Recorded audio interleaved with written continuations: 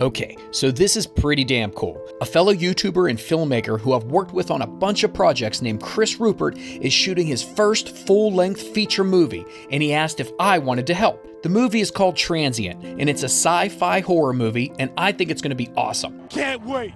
So picture this. There's a scene in the movie where a kid walks into his grandfather's room, and in that room there's an old school television playing an 80s style cheesy horror movie, and instead of paying for the rights to use an actual movie in the film, it's more cost effective to shoot an original one. So Chris needs about 20 or 30 seconds of a made up movie to play in the background of his feature film, and that's our task today.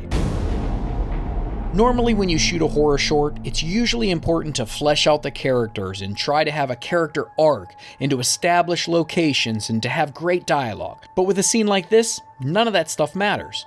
We can do whatever we want as long as it looks cool. So obviously we're going to use cheesy horror lighting and use a practical silicone mask for the monster, and we're going to get some of my favorite actors to help out. Bill has been in a couple of my shorts and he's so much fun to work with.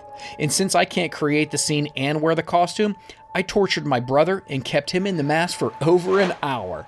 Sorry, Kevin. I'm filming this in my gross basement, but that kind of works anyway for this type of scene, and it's easier to control the lighting since it doesn't take much to block out the daylight. And that means we don't have to wait until nighttime to shoot this. We can do it during the day, and I can be in bed by 9 like a real badass.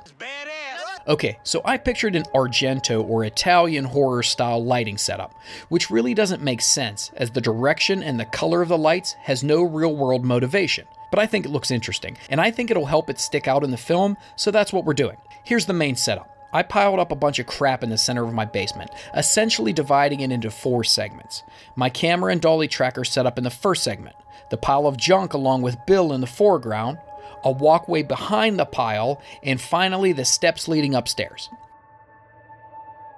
I lit the steps with a small blue light shining down, the walkway behind the pile with another blue light and shooting upwards at the monster, just giving it enough light to barely make it out. Then I put a red light in the foreground with Bill on one side of his face and a much smaller blue light to fill in the other side of his face. I then did a simple trucking shot following the movement of the monster across the pile and up the steps. This lighting setup stays pretty much the same throughout, but I also added additional lighting to get a clear view of Bill's face in this shot and to light up the background as the monster appears behind him. Then we do a quick shot showing Bill looking up to exaggerate the size of the creature before turning back the other direction to do the epic creature reveal. Now we actually cheated and moved into a different spot in my basement for this shot, but the lighting setup here was super simple.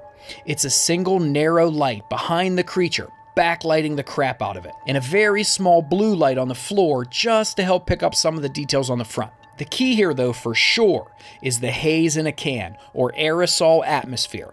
This is a spray that fills the room with haze, allowing the rays of light to really stand out.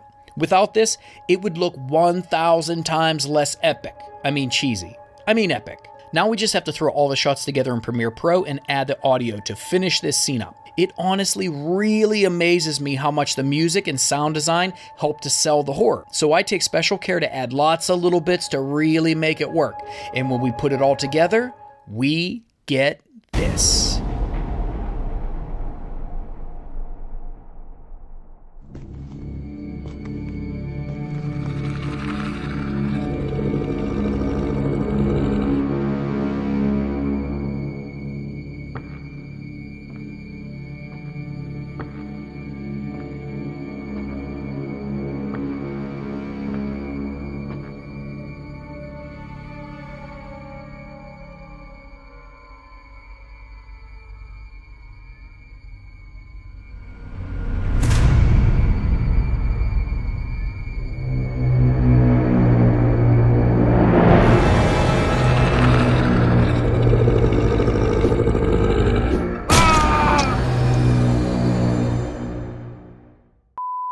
I'm pretty happy with how this turned out, and it's far from perfect, but I really enjoyed putting it together, and I can't wait to see this in the feature film Transient.